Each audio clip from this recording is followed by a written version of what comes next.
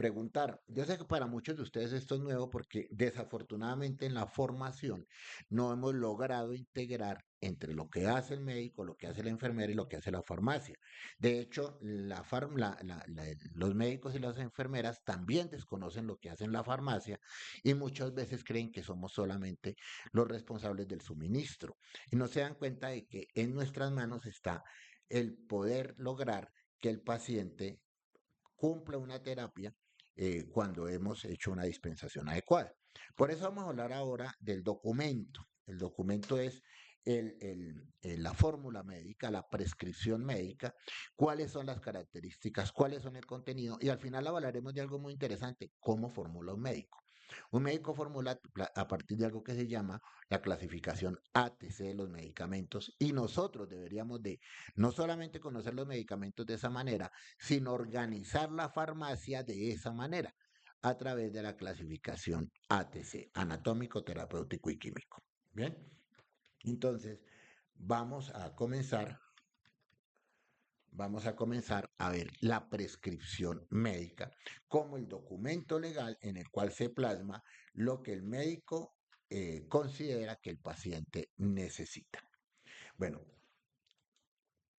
el decreto 780 del 2016 toma algo que venía del decreto 2200 del 2005. El decreto 780 del 2016, también conocido como decreto único reglamentario del sector salud, lo que hace es tomar varias normas y colocarlas ahí. Esto es lo que se llama un decreto compilatorio. O sea, todas las normas de salud más relevantes están en un solo decreto, que es el decreto único del sector salud, y que para nosotros es obligatorio, porque el capítulo 10 habla de droguerías y servicio farmacéutico. Esto es un documento que todos debemos manejar y conocer, porque es el documento que nos va a indicar qué es lo que debemos hacer en la farmacia. Y dentro de las actividades que debemos hacer, tiene la prescripción médica. Aquí hay un tema bien importante. Y es que hasta antes del 2005 la prescripción médica no estaba unida necesariamente a la farmacia, sino que era un documento del cuerpo médico.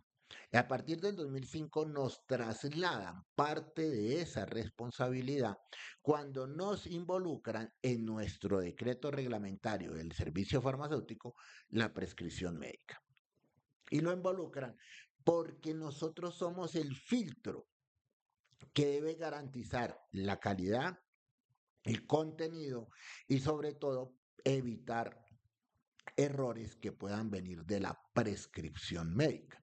De ahí que nuestros conocimientos en farmacología sean tan importantes, pero también deben ser muy importante la manera como la cual nosotros podemos orientar al usuario para que se una a la terapia entendiendo la fórmula médica. Nuestra función no es descifrar, y ahorita lo miraremos por qué, la función no es descifrar jeroglíficos, nuestra función tiene que ver es con garantizar las características y el contenido de la prescripción médica y a partir de eso educar al paciente y detectar, prevenir y corregir problemas relacionados con el uso de medicamentos.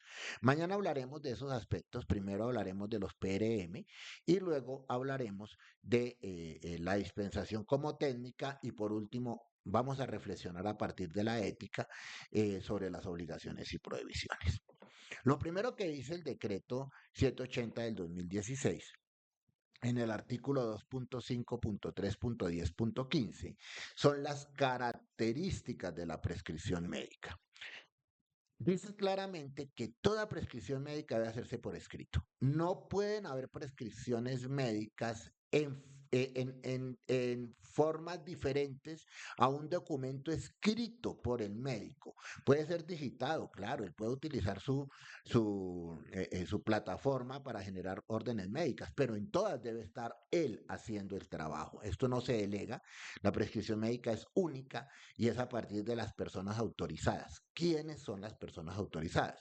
En Colombia solamente pueden formular el médico, el odontólogo y el médico veterinario. Estos últimos dos a partir de sus profesiones y de acuerdo a unos límites claramente establecidos para el ejercicio.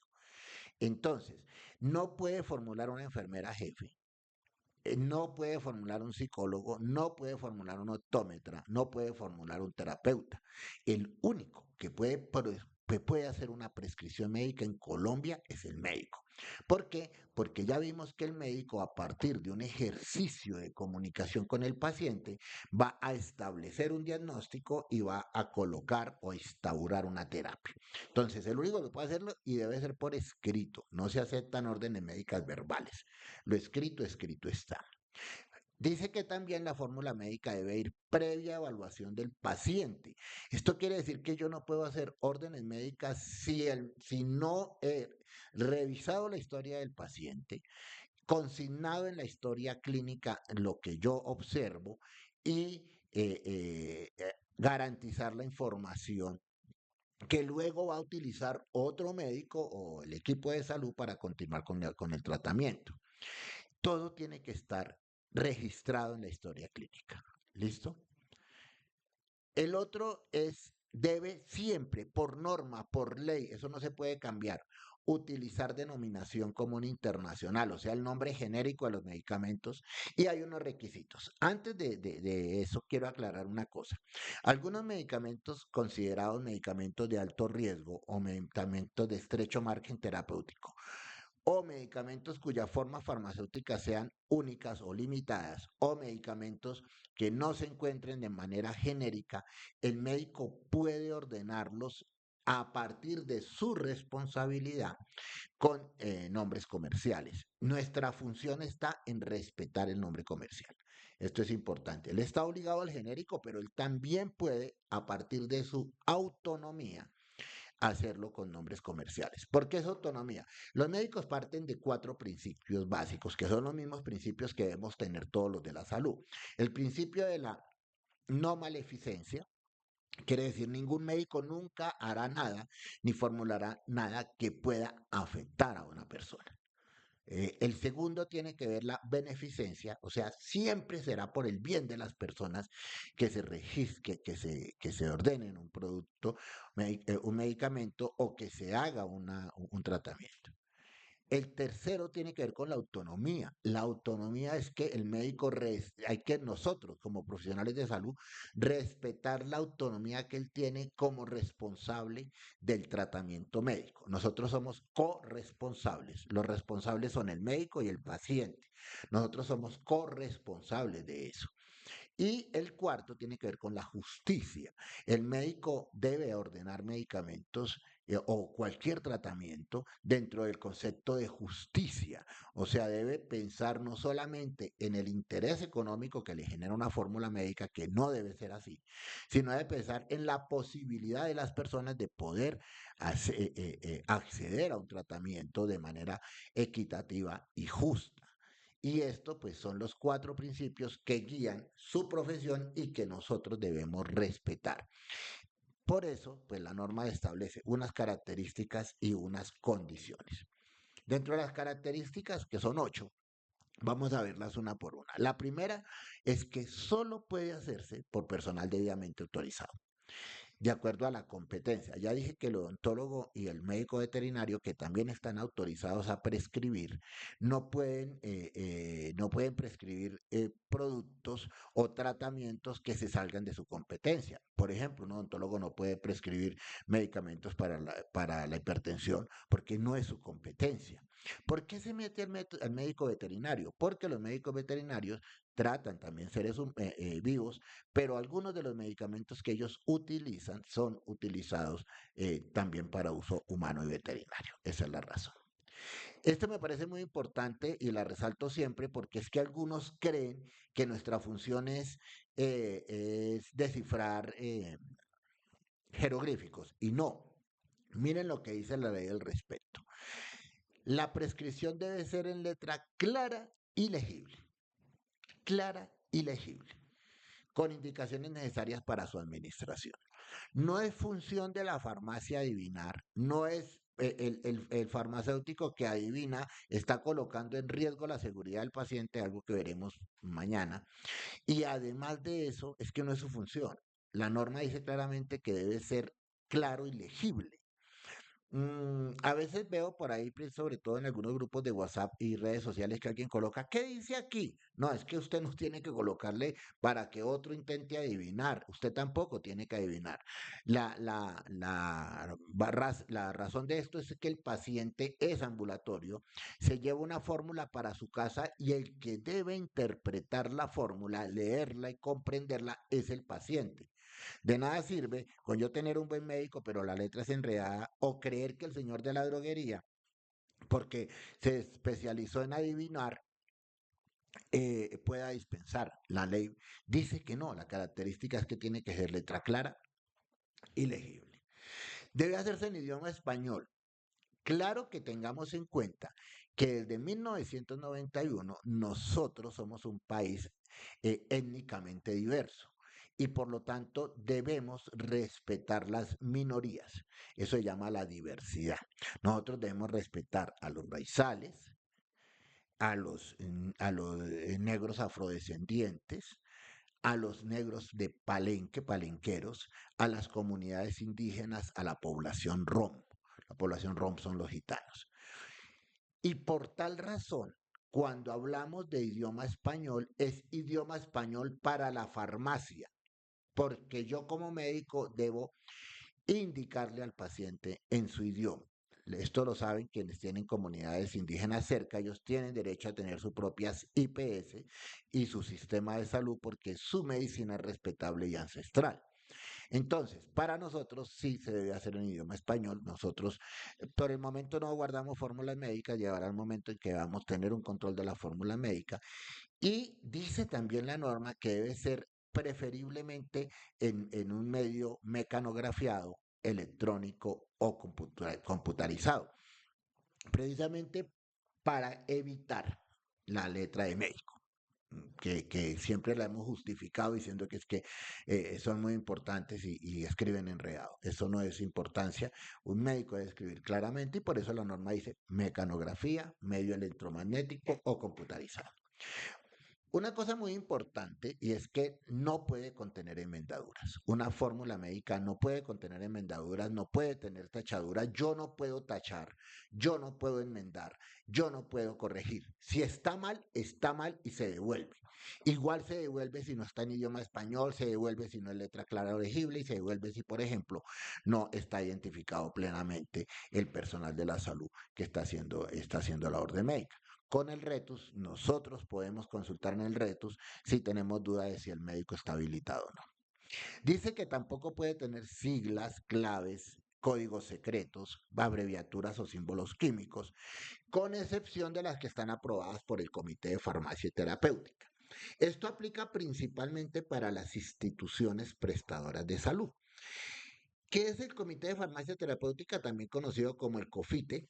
Es un órgano asesor de las instituciones prestadoras de salud que está compuesto por el gerente, por los médicos, por la enfermera y por el director del servicio farmacéutico, en el cual se toman decisiones que van en dos vías: decisión a la terapia y decisión a la farmacia. ¿Por qué a los dos? Porque es que todo médico debe formular lo que esté disponible para el paciente en las mejores condiciones. Y toda farmacia debe saber qué es lo que un médico ordena para poder tener los productos. Esa es la razón de por qué no puede contener nada diferente a lo autorizado por el comité. Además, porque recuerden, el que se lleva la fórmula es el paciente y es quien debe entenderla. Aquí viene un tema importante y es que se debe permitir la confrontación entre lo prescrito y el medicamento dispensado. En el caso del ambulatorio, cuando es hospitalario, además se incluye la confrontación entre el administrado con el producto ordenado. ¿Qué es lo que tenemos que hacer con esto? Es que resulta que nosotros tenemos que tener tres momentos de lectura. Esto es lo que yo considero el segundo momento de lectura. Cuando voy al estante, debo llevar la fórmula en la mano y debo confrontar esto antes de llevarlo al mostrador. Eso permite minimizar el riesgo de dispensación. Como vimos al comienzo, hubo un error en la entrega de tramadol en vez de albendazol y esto demostró que la persona no hizo la confrontación al momento de tomarlo del estante uno y al momento de entregarlo 2. Entonces, esto lo que busca es que la prescripción coincida con el producto o que el producto coincida con la prescripción. ¿Listo? La prescripción, la dosis, y aquí viene un tema importante, debe expresarse en sistema métrico decimal. ¿Cuál es el sistema métrico decimal? Colombia tiene un sistema métrico autorizado, de hecho esto lo hace la Superintendencia de Industria y Comercio, es la que coloca el sistema métrico que nosotros utilizamos. ¿Cuál utilizamos en Colombia que es válido? Nosotros hablamos del tiempo en horas, en minutos, en segundos, de la longitud en metros, en centímetros, en kilómetros. Nosotros hablamos del volumen en litros, en mililitros. Nosotros hablamos del área en metros cuadrados. Estas medidas, ¿por qué son importantes entenderlas?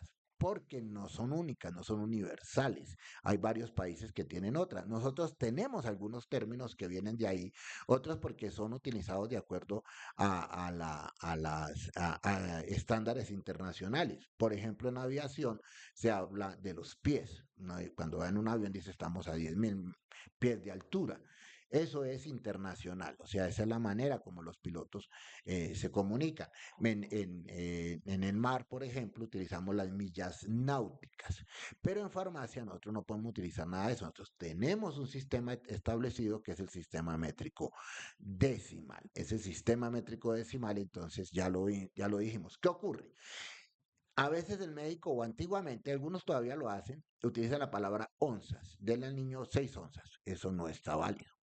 No está válido, pero nosotros no utilizamos onzas, nosotros utilizamos centímetros cúbicos. O sea, si el médico dice 8 onzas, debería decir 240 centímetros cúbicos.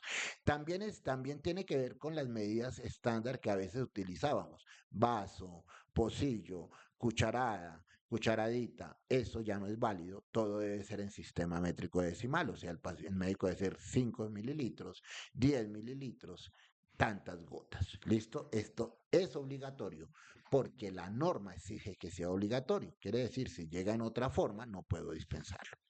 Cuando se trate de preparaciones magistrales, que además de los requisitos de la prescripción, se debe especificar claramente los componentes. Hago un paréntesis importante. Las preparaciones magistrales son preparaciones extemporáneas para un paciente específico. Eso quiere decir que se hacen unas preparaciones que posiblemente no estén disponibles en el mercado de manera comercial y es necesario hacerlo para poder cumplir con una terapia. Se ve muchísimo en dermatología, se hace en las farmacias droguerías, que son los establecimientos autorizados. Pero hay otro tipo de preparaciones que también se pueden considerar magistrales, como por ejemplo las unidosis líquidas, cuando se hace ajustes de dosis, también tiene que ver con estos conceptos, cuando se hace algunas nutriciones también. Existe otras preparaciones magistrales que también se llaman magistrales que son los medicamentos homeopáticos magistrales y homeopáticos oficinales. ¿Cuál es la diferencia en estos dos? Primero, solamente se pueden hacer en farmacias homeopática tipo 2. Y segundo, la diferencia está en que el homeopático magistral se presenta una fórmula médica que dice cómo mezclar o cómo hacer. En el oficinal se hace a partir de una farmacopea, que es el libro que lo permite hacer. Farmacia de droguería también tenemos un término similar, que es el término la farmacia galénica. Galénica quiere decir que lo hacemos a partir de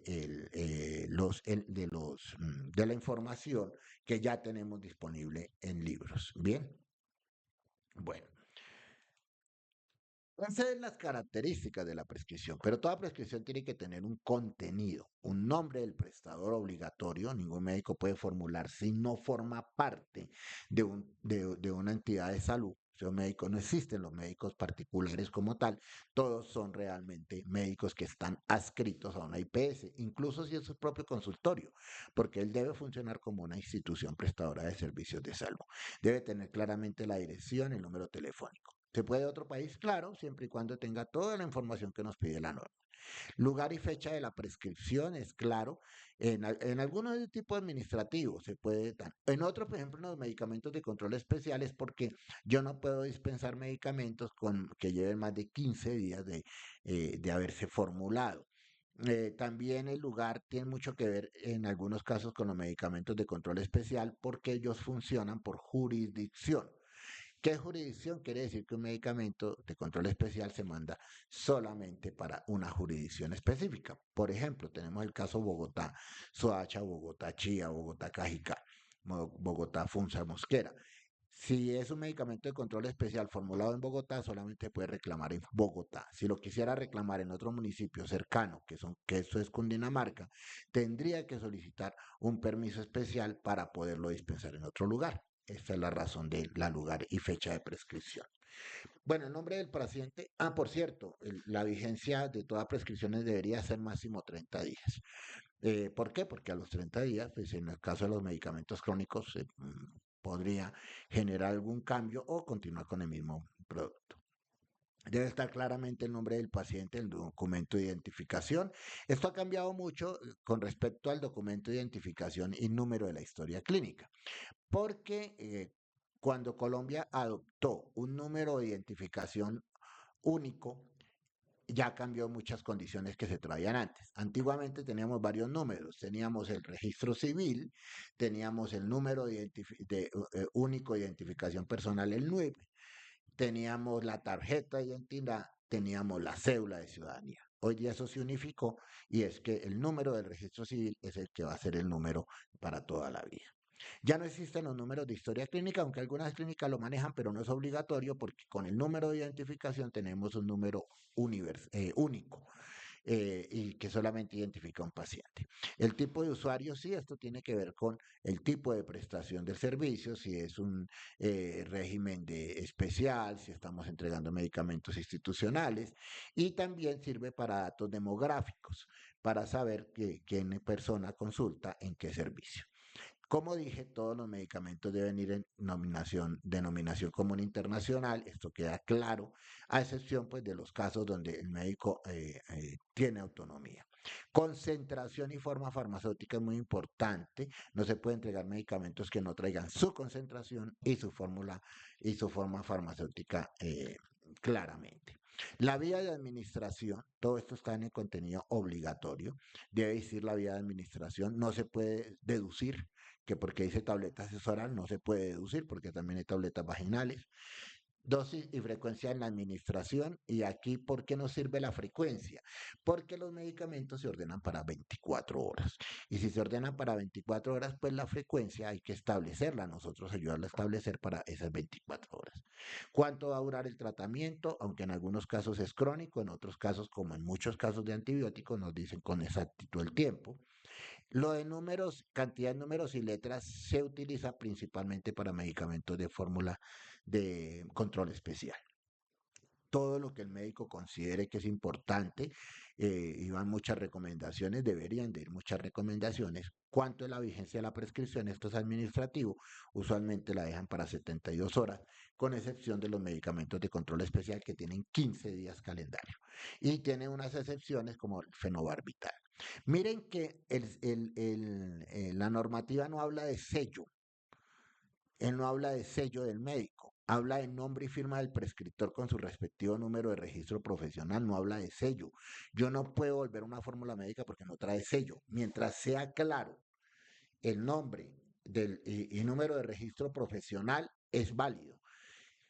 ¿Por qué el sello? Bueno, porque el sello pues tiene estos datos, entonces pues facilita las cosas, nombre y firma del prescriptor, entonces por esa razón se tiene. Voy a mostrarle en este video cómo debería ser una prescripción estándar.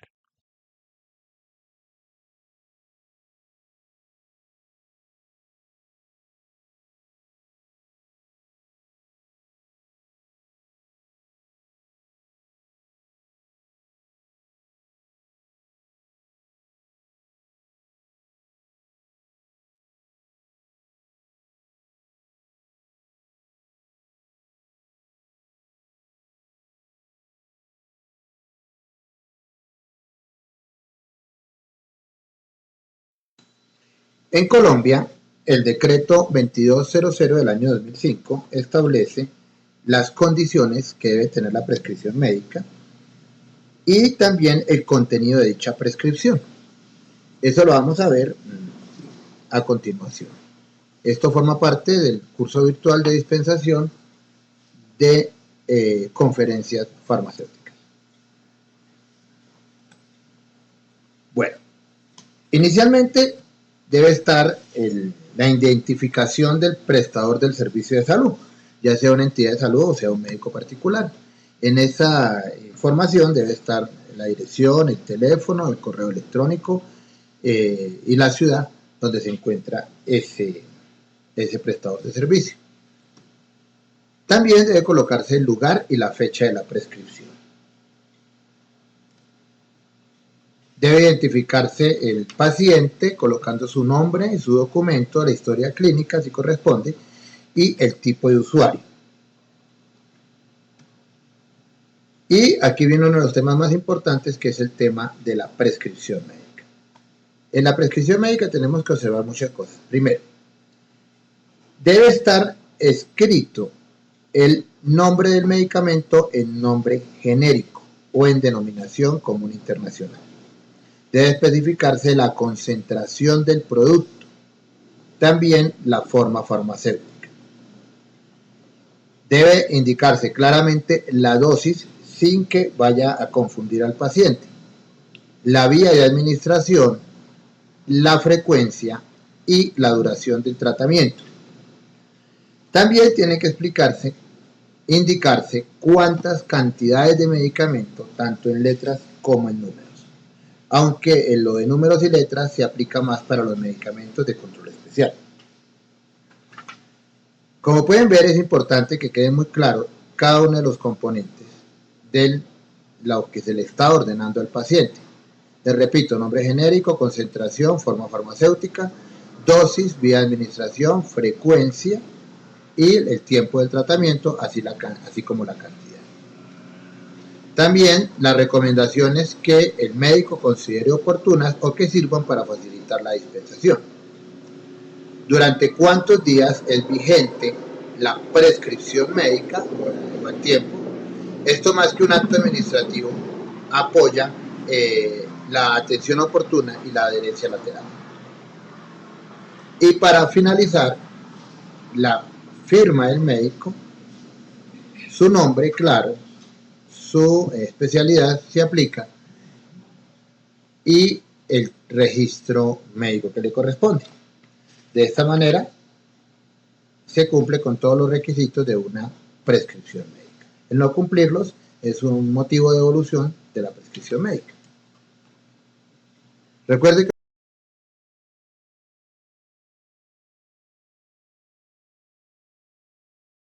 como la prescripción médica está en nuestra normativa, o sea, la del servicio farmacéutico desde el 2005, todos debemos conocerla. Nosotros no podemos pasar por alto ni las características ni el contenido. Esto es obligatorio y todos debemos cumplirlo. Por eso, capacite a su personal en esto de la prescripción médica. Hace unos días me preguntaban, es que el médico no me cambia la orden médica. Pues es que, a ver, es que yo estoy cumpliendo con lo que dice la norma. La norma dice que yo debo exigir que el médico cumpla con unos requisitos mínimos. Si no cumple con eso, pues sencillamente no puedo despacharle los medicamentos, dispensárselo, porque es una obligación. Y por ser una obligación, pues en el caso en que el usuario no pueda encontrar al médico, pues toca decirle el motivo por el cual no le puedo devolver, no le puedo entregar. Las mayores fallas están generalmente en la letra del médico. Eso sí es algo que todavía está por cambiar, pero que nosotros desde nuestro trabajo tenemos que hacer. ¿Cómo formula el médico? El médico formula a partir de algo que se llama la clasificación ATC de medicamentos. Rápidamente, la explicación rápida de eso es que el médico no formula necesariamente sobre el producto, el médico formula sobre la necesidad del paciente. Ahí es donde nosotros tenemos grandes diferencias cuando creemos que podemos formular porque creemos que el ibuprofeno es solamente un AINE. Entonces ya creemos que porque alguien tiene dolor le damos una AINE y es suficiente. No, eso no se formula de esa manera. El médico sigue una línea, una línea de conocimiento y una línea, unos protocolos que van en lo anatómico, en lo terapéutico y en lo clínico. Quiere decir con esto de que el médico siempre va a seleccionar el medicamento o más bien la sustancia para la terapia a partir de ese seguimiento básico. Un caso de eso. Tenemos un paciente con diabetes. Un paciente con diabetes en lo anatómico hay una falla que le impide procesar debidamente los azúcares, la glucosa.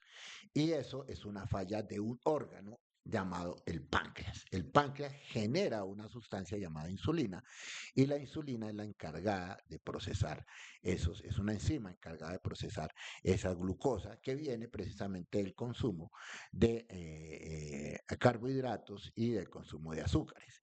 ¿Qué ocurre? El médico sabe que la páncreas, que es en la parte anatómica, no está funcionando y para eso hace la terapéutica. ¿Cuál es la terapéutica?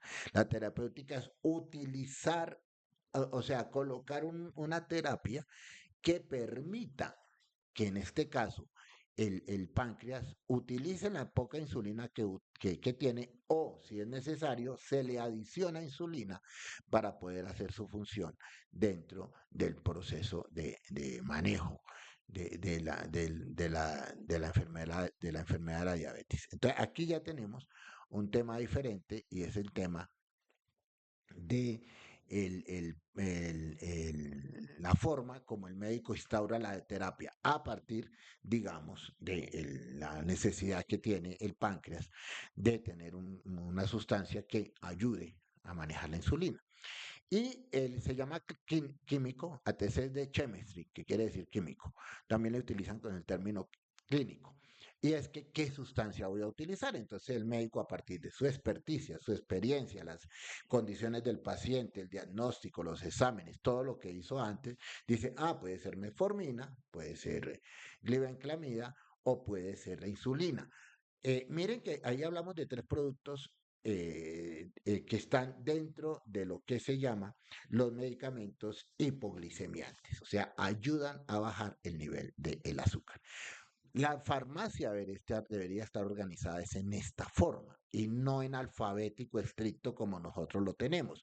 ¿Por qué? Porque es que estos tres productos, metformina, glibenclamida e insulina, los tres en sí forman un grupo farmacológico que es el grupo que va a funcionar como hipoglicemiantes. Otro ejemplo son los AINES.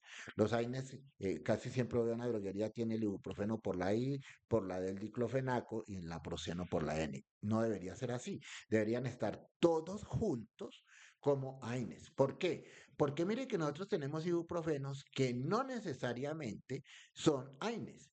Por ejemplo, el ibuprofeno en presentación pediátrica se utiliza como antipirético. Entonces, aquí ya tenemos un ibuprofeno que es el mismo compuesto, pero en otro grupo, en el grupo de los antipiréticos en pediatría.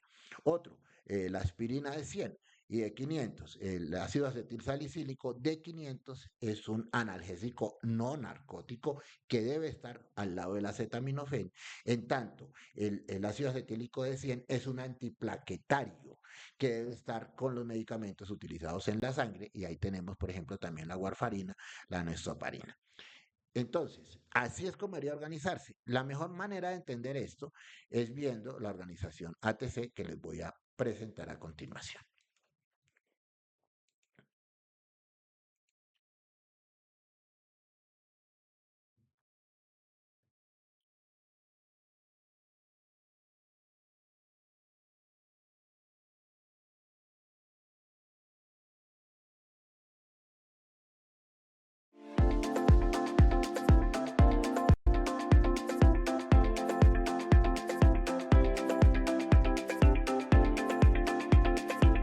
Hola, soy Laura Arango, directora de ventas de Salud Electrónica. El día de hoy quiero contarte un poco acerca de la clasificación ATC de los medicamentos y los códigos CUMS del INVIMA.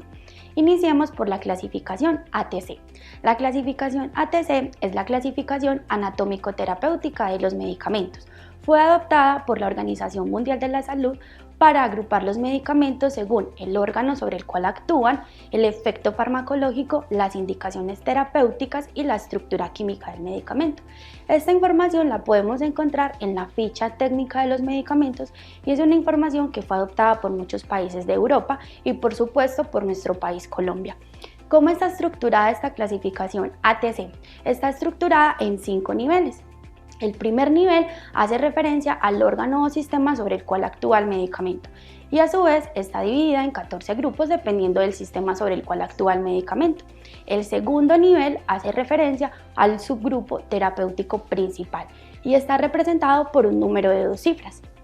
El tercer nivel hace referencia al grupo terapéutico o farmacológico principal y está representado por una letra del alfabeto.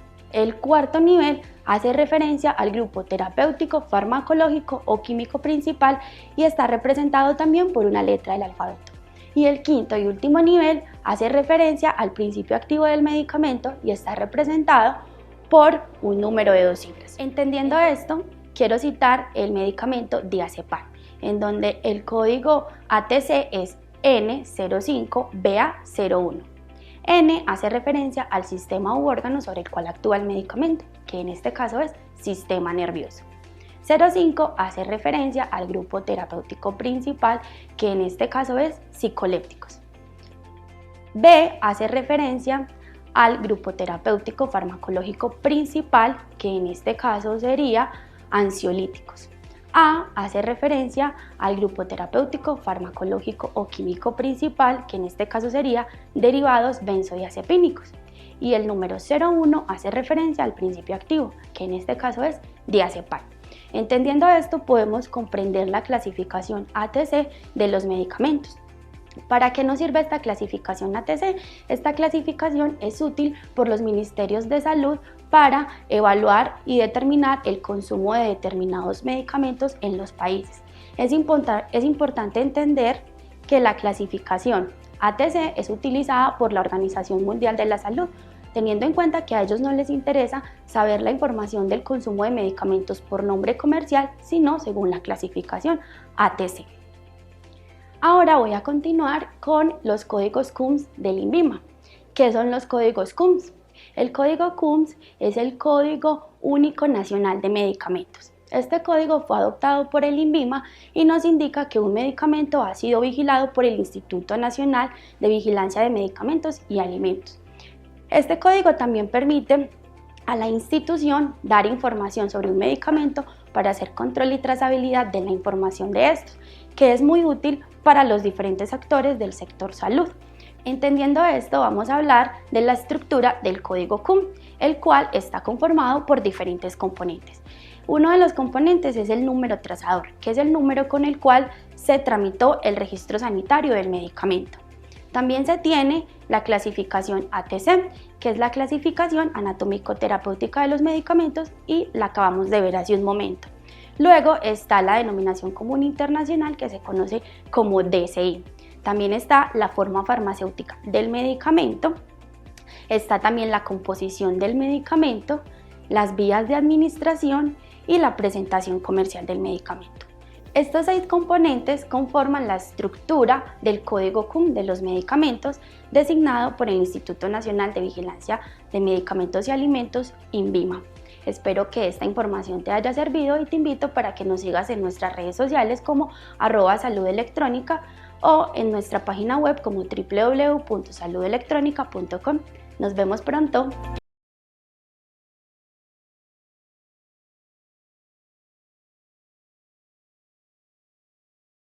Para nosotros es importante entender principalmente los ATC. Los códigos CUN se manejan más en institucional, pero la ATC sí es muy importante porque es que solamente puedo entender la razón de una diagnóstico y una prescripción médica cuando tengo en cuenta el código ATC. Insisto mucho, las farmacias deben, a veces lo mismo la Secretaría les dice, venga, organícese por clasificación del uso farmacológico. Y eso pues es tener en cuenta cuál es el grupo y tenerlos organizados por grupos. El sistema hospitalario lo hace muy bien porque además forma parte de la logística de distribución. Por ejemplo, en urgencias se utilizan más analgésicos, más líquidos de gran volumen, entonces se tiene organizado por ese grupo. La farmacia, la droguería, pues todavía no ha logrado hacerlo como debería ser y es organizar de acuerdo a la clasificación anatómico, terapéutico y químico. ¿Listo? Bueno, voy a compartirles en este momento la evaluación. Mañana, más tarde les envío la grabación, ya la estoy dejando lista